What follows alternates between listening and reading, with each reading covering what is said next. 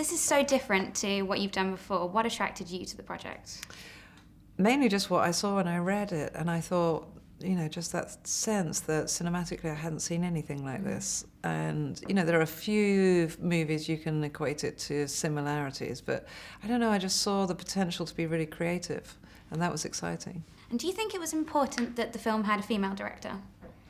I think it certainly helped in terms of, especially for Dakota. Yeah. And the two of us worked very closely together, and we really collaborated on how her character should be, and I think that helped, and it helped obviously build trust for the more vulnerable moments. Why do you think Dakota and Jamie were the perfect choices for the leads?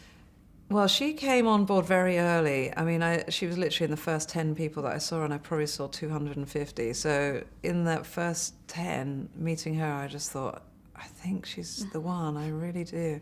And then it was more complicated for Jamie because on the page, he's written as physically perfect, charismatic and stylish, and can hold his own. And, it was such a tall order that it narrowed our field right down.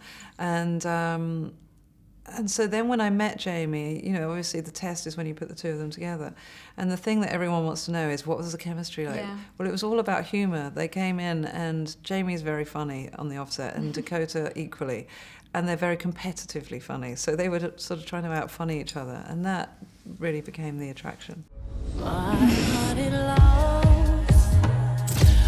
You do realize that he hasn't stopped looking at you.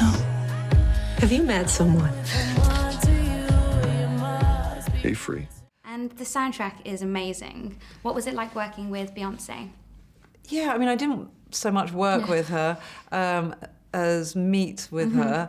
And the best part of it really was just to have that endorsement from such an amazing woman, and to have, her on board quite early was just, from that, pivot, we could sort of stretch and spread our wings a little bit, because we knew we had such powerful music. But everything from having Annie Lennox and that powerful force of a voice, and Sia, and then to finish with The Weeknd, which is very sort of deep, soulful, very sexual, but very vulnerable. Yeah. And that was exactly how I imagined the end song to be, and I'm such a huge fan of his, so that was exciting to have that written especially. You're not playing fair. You should steer clear of me. I'm not the man for you. How would you respond to people who would, call the film anti-feminist? Because by the sounds of it, you've done everything you can to make it otherwise. Yeah, I think I've gone above and beyond to empower Anastasia in a very different way, and I think that was, it was really important. And what I wanted to do was, firstly, that she's in every situation consensually, and that she,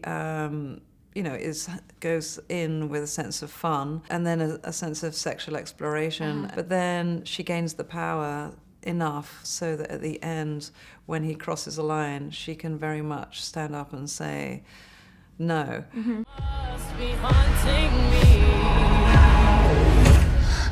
Say I did stay. What would happen? If you had to describe the film in 3 words, what would they be? That's so hard, I can't describe it in 3 words. 50 Shades Grey. Yep.